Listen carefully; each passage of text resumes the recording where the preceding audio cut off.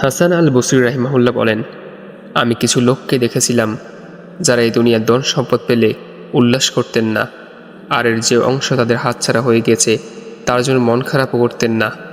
দুনিয়ার জীবন তাদের কাছে দুলাবালির মতোই মূল্যহীন ছিল। তাদের একজন 50 অথবা 60 বছর বেঁচে ছিলেন এবং এই পুরো সময় তার একমাত্র সম্পদ ছিল তার কেবল পরনের জামাটি। তিনি ঘুমানোর সময় তার শরীর আর মেঝের মাঝে কোনো বিছানা থাকতো না। তিনি পুরো পরিবারের কাছে কোনো খাবার রান্নার আদেশ দিতেন না। এই মানুষগুলো রাত হয়ে গেলে তাহাজ্জুদে সালাতে দাঁড়িয়ে যেতেন, এরপর সেজদায় মাটিতে মাথা রাখতেন আর তাদের গাল বেয়ে অশ্রু গড়িয়ে পড়ত।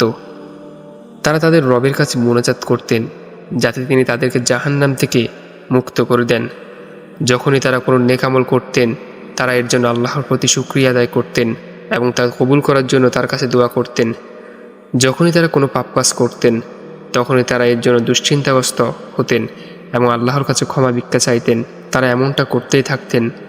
আল্লাহর কসম, আল্লাহর ক্ষমা ছাড়া তারা নিজেদের গুনাহ থেকে নিরাপদ মনে করতেন না এবং গুনাহ থেকে মুক্তি পাবেন বলে ভাবতেনও না। আবু দারদা রাদিয়াল্লাহু তাআলা আনহু বলেন, আমি আমার রবের প্রতি বিনয়ী থাকার জন্য দরিদ্রতাকে ভালোবাসি, মৃত্যুকে ভালোবাসি আমার রবের সাথে সাক্ষাৎ করার জন্য, আমি অসুস্থতাকে ভালোবাসি আমার পাপ মোচনের জন্য।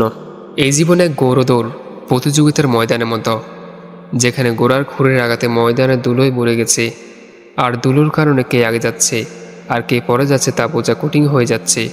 সব মানুষ এই ধুলিময় ময়দানে চলছে, কেউ গোড়ায় চেপে, কেউ পায়ে হেঁটে, কেউ বা বদ্দা গাধায় চড়ে। যখন প্রতিযোগিতা শেষে ধুলো পড়ে যাবে, ময়দান পরিষ্কার হয়ে যাবে, তখন দেখা যাবে কে কিসে চড়ে এসেছে, গোড়া নাকি উট, কেই বা জিতেছে এই দৌড় প্রতিযোগিতায়। দুনিয়াকেন্দ্রিক লোকদের অবস্থাও এমনই, কিন্তু তারা জানে না যে তারা একটি প্রতিযোগিতায় অংশ নিচ্ছে, কারণ তারা সব কিছু ভুলে দুনিয়ার জীবনে মত্ত রয়েছে। তারা বিচারে দিবস সম্পর্কে একেবারেই উদাসীন হয়ে আছে এবং এটি খুব সন্নিকটে আসা সত্ত্বেও এর জন্য কোনো প্রস্তুতি নিচ্ছে না, অথচ তাদের জীবনের মেয়াদ প্রতি মুহূর্তে কমে আসছে। হাসান আল বসরি রাহিমাহুল্লাহ বলেন, তোমরা তো চাও নূহ আলাইহিস সালামের মতো দীর্ঘজীবী হতে, অথচ আল্লাহর হুকুম মৃত্যু প্রত্যেক রাতেই কারো না কারো দরজায় আঘাত হানে। আল্লাহর কসম, এই পৃথিবীতে এমন অনেক ধনী মানুষ ছিল যাদের অর্থ সম্পদের হিসেব হয়তো তারা জানে না, কিন্তু তারা এই দুনিয়া থেকে বিদায় নিয়েছে শুধুমাত্র একটি কাপড় গায়ে জড়িয়েই।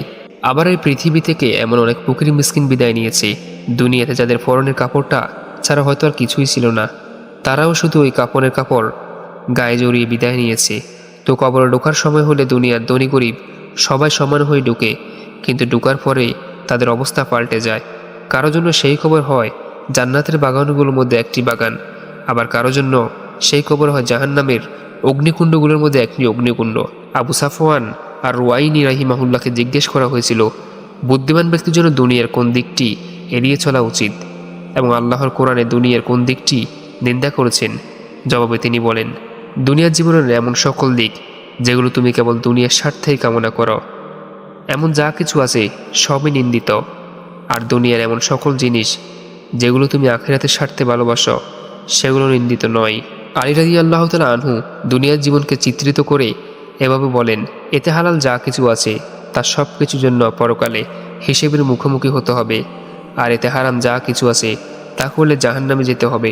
দাউদ আলাইহিস সালামের কাছে আল্লাহ ওহী পাঠিয়েছিলেন যে, হে দাউদ, আমি বৃদ্ধদের দিকে সকালে এবং সন্ধ্যায় তাকাই আর তাদেরকে বলি, হে আমার বান্দা, তুমি বৃদ্ধ হয়ে গেছো, তোমার চামড়া পাতলা হয়ে গেছে, তোমার হাড় আগের তুলনায় দুর্বল হয়ে গেছে এবং আমার কাছে তোমার ফেরার সময় গড়িয়ে এসেছে।